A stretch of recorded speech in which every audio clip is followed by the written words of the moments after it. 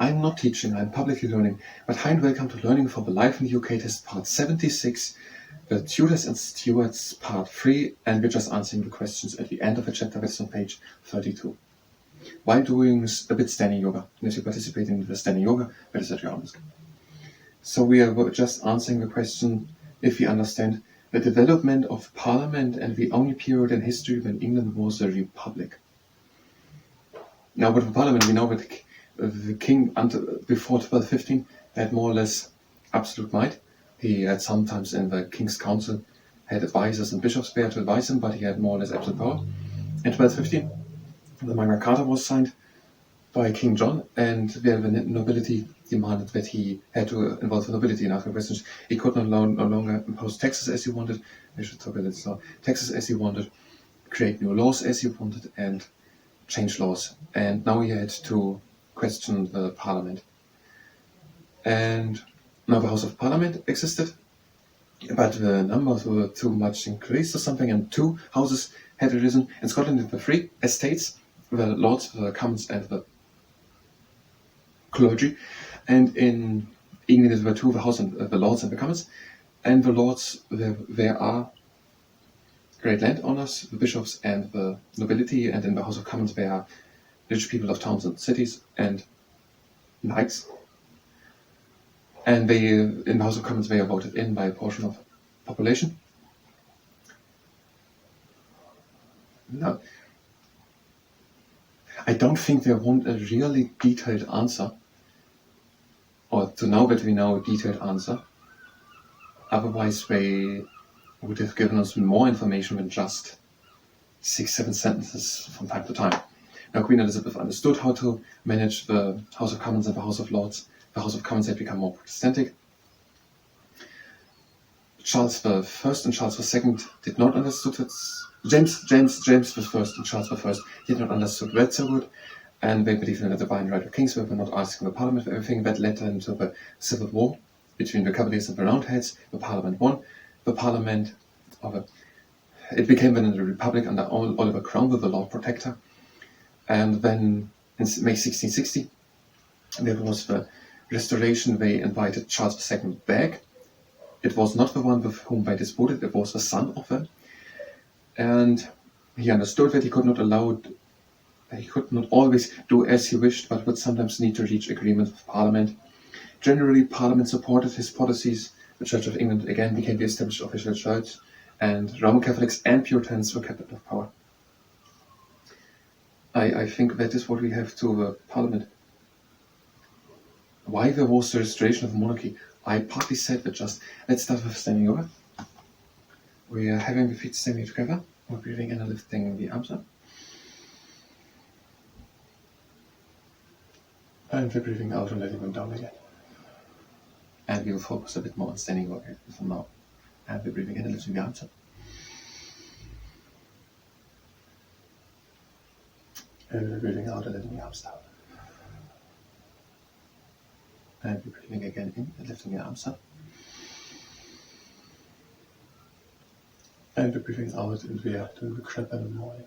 We're opening the chest to the sky and bringing the arms down. We're breathing in and bringing the arms again up.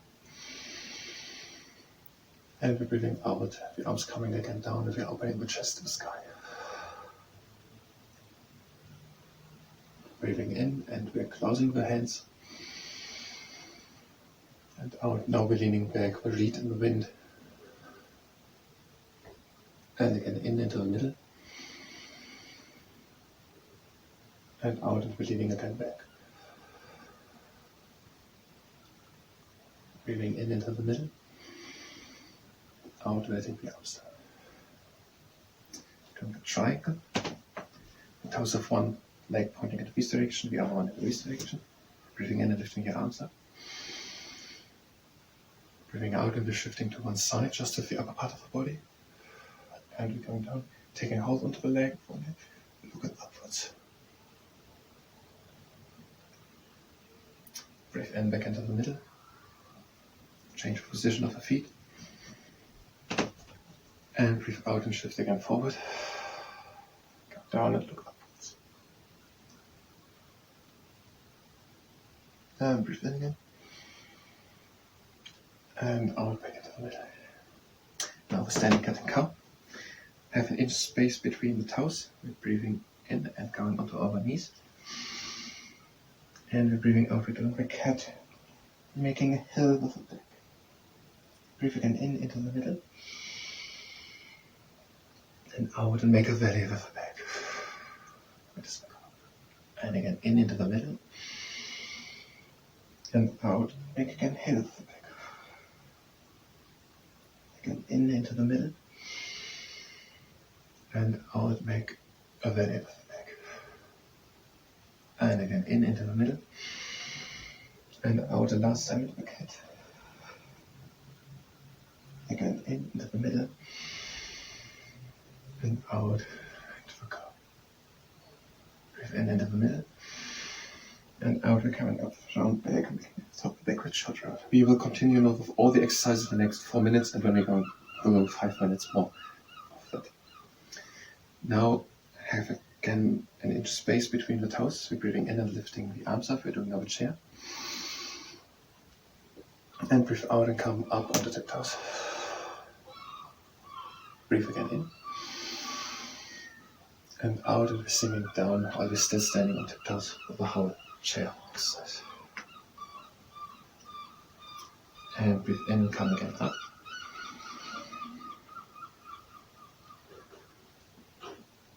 And out again down into the chair.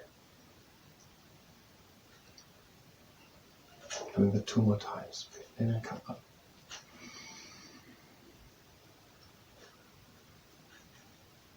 And then out again down.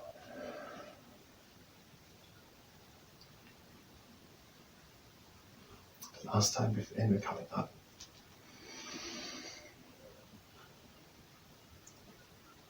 And out.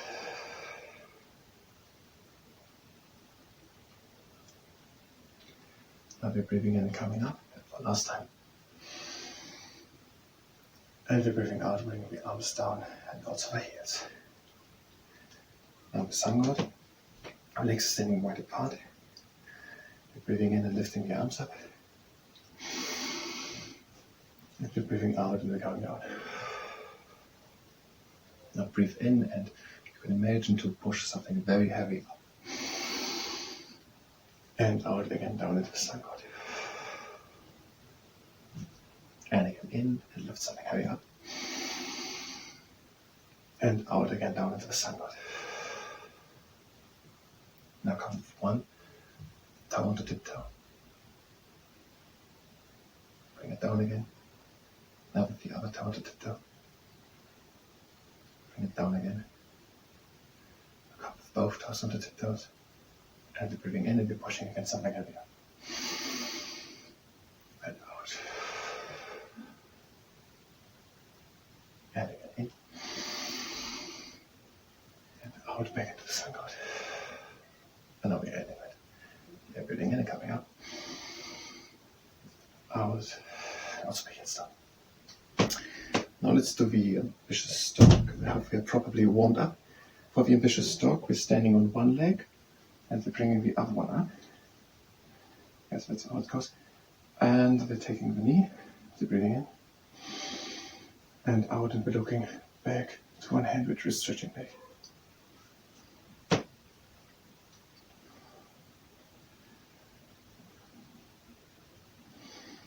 And now, if you like to, I'm going to try it. You can do the ambitious stalk. You take hold onto the toe and you stretch the leg.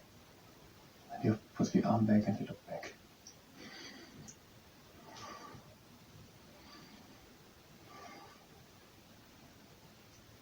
Okay, back into the normal stalk. And down. Now with the other leg. Try to have a good standing leg. Bring the other leg up. Take hold onto the knee on the outside. Breathe in. Out, look back to one hand.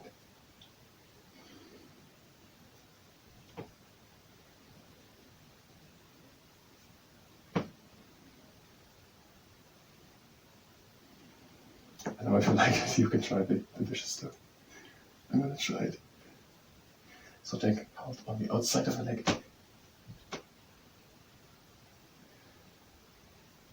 The foot and stretch it out. And then back to the eye.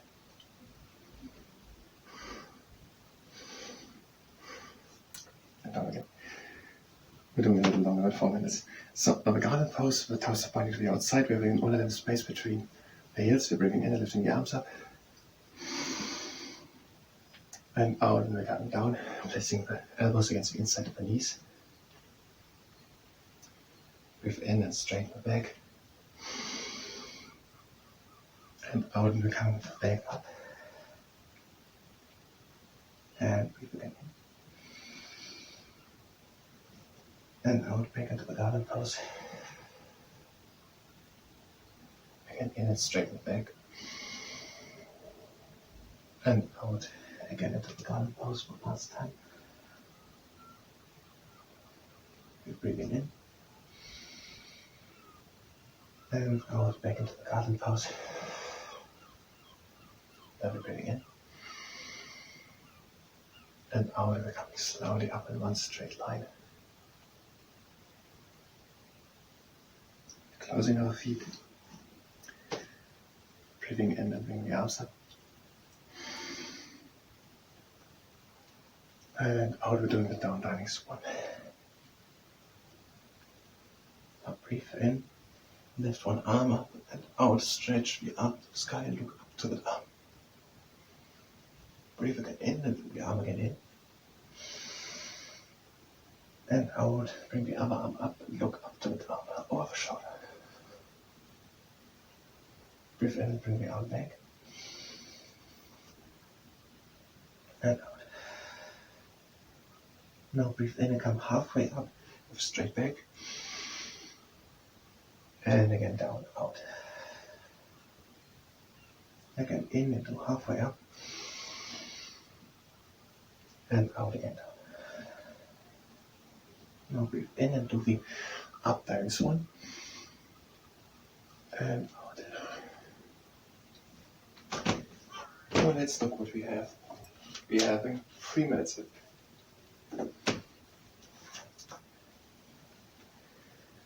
Why there was the restoration of monarchy? Well, because the Republic worked well under Cromwell, but under Richard it didn't work very well, and on May 1660 they invited Charles II back, who was in Europe, in the Netherlands. He became king of England, Scotland, Wales and Ireland, and he established the Church of England again, but he kept Roman Catholics and Puritans out of power. Yes, that was a restoration, not the Glorious Revolution. That was a restoration. Wait, is that how the Glorious Revolution happened? They don't ask for habeas corpus. How the Glorious Revolution happened? Charles II did not have a child, a now legitimate child. His brother, a Catholic, became king, James II. He had 2 daughters, the oldest one Mary. His wife had got a son, and we feared that after all, now they will follow a Catholic king. So they invited, is it directly coming on it? After all, yes, and that is the chapter. That's the Catholic king, and now we're going on with the Glorious Revolution. So we invited him in, the husband of Mary, the oldest daughter of James, the oldest daughter of James II. Her husband was William of Orange, the ruler of the Netherlands. He came in without resistance, so it was a Glorious Revolution.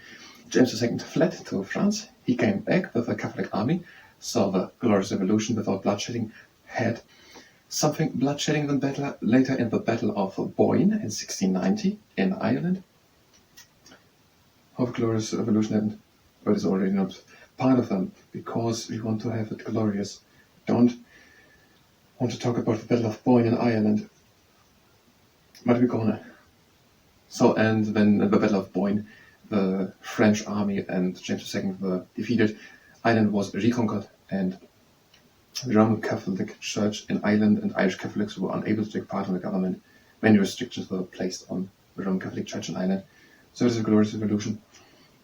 Now these are all the questions, Tudors and Stuarts. And now we can go on with a chapter called A Global Power, Constitutional Monarchy, the Bill of Rights. So the Bill of Rights, I guess we will learn more to them, but not more to habeas corpus. The Bill of Rights. So the next thing will be a chapter, Equitable Power. I thank you very much, and until the next time.